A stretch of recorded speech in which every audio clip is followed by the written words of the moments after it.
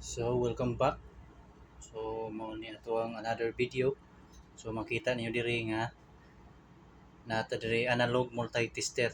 So actually duha ni sila ka klase, digital multitester o analog multitester.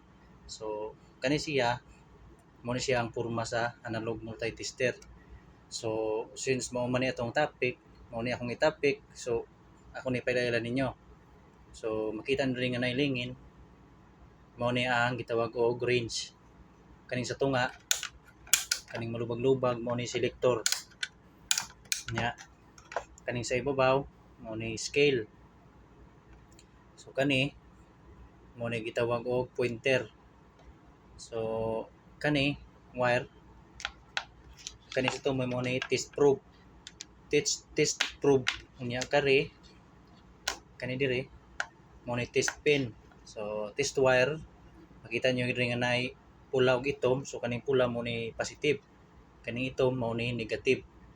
So gamit ni siya, gituyo ni siya, gidesign ni nga color para ni sa mag-test og battery. So kang battery ang positive pula man, ang negative is itom. So kaning duha diri nga lingin gamay ug dako mao ni adjuster. So for example kani siya nga pointer mulapas dire or di ba kaabot diri ba, dili siya mo point sa zero. So kani inyong tuyokon kani sa tunga.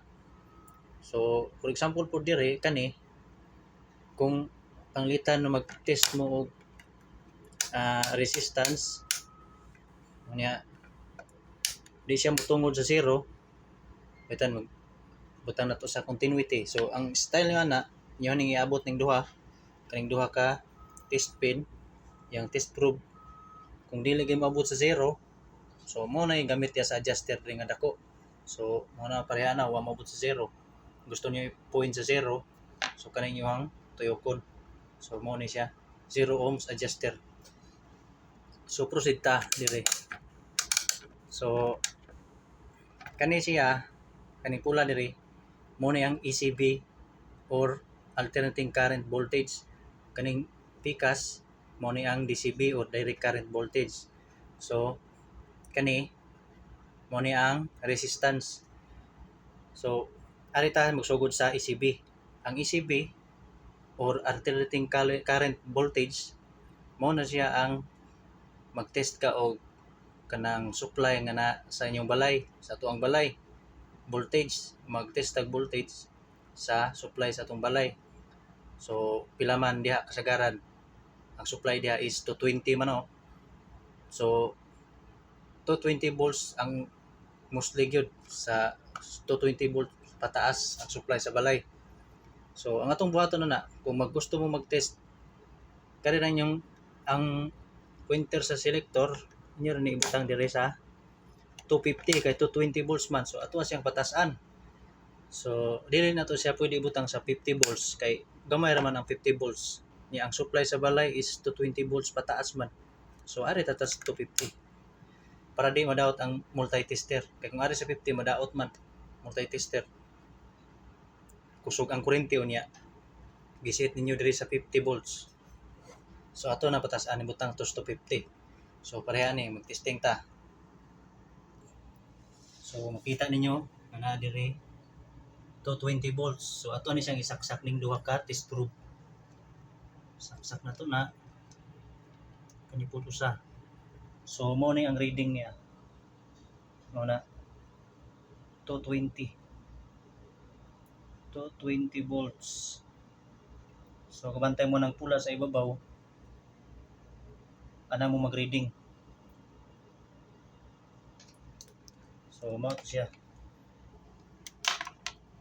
So dirito no, mao ni siya ang ari mo kung gusto mo mag-reading sa kani ECV, ari mo magtanaw diri kani na ECV 10 volts, pula ang color, mao na siya ang ana mo magbasa sa 220 nga supply sa ECV, kaning ECV volt, ECV or alternating current voltage.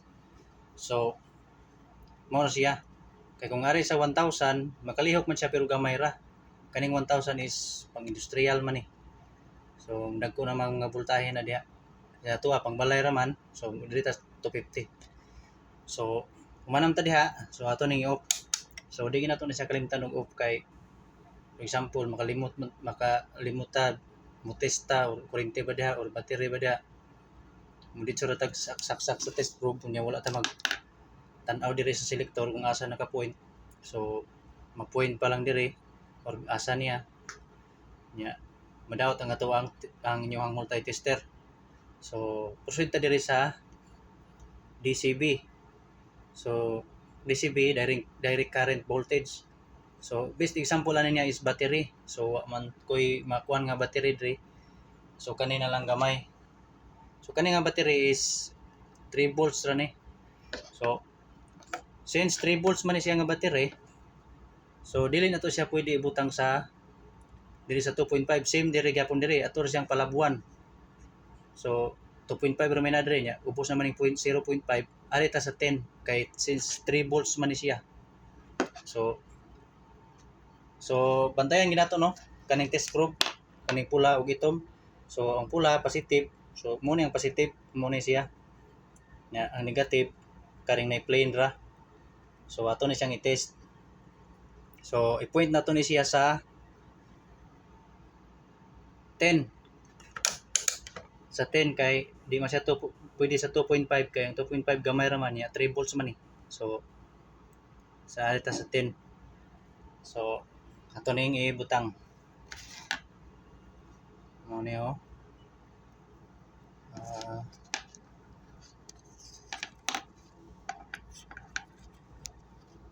Positive kaning pula nya negative ning itom. So mo ni siya ang reading niya. So mao na. So 3 ra gid siya, 3 volts. So kanang nasa ibabaw kanang itom di anha mo mag-reading. Kani dire mo mag-reading. Kani siya. Mao na DC. Suban nyo diri mao ni siya. Nya dire man to naka-point kaning tunga sa 2 ug sa 4. So 3 volts. O mao na siya ang pag-reading niya. So gamay ra man to 3 3 4 5 6 7 nya kung dako pud nga volts pareha nang nasa balay ang balay sa sakyanan. So 12 volts man na. So ari pud mo diri sa 10 nya pataas na pud sa 20 na. So kanang battery sa sakyanan is 12 volts man na. So mag-reading ta dili siya pwede ibutang diri sa 10 volts. Diri sa 50 kay og 10 volts unya 12 volts man ang nasa battery. So madaot no. Butang nato siya sa 50.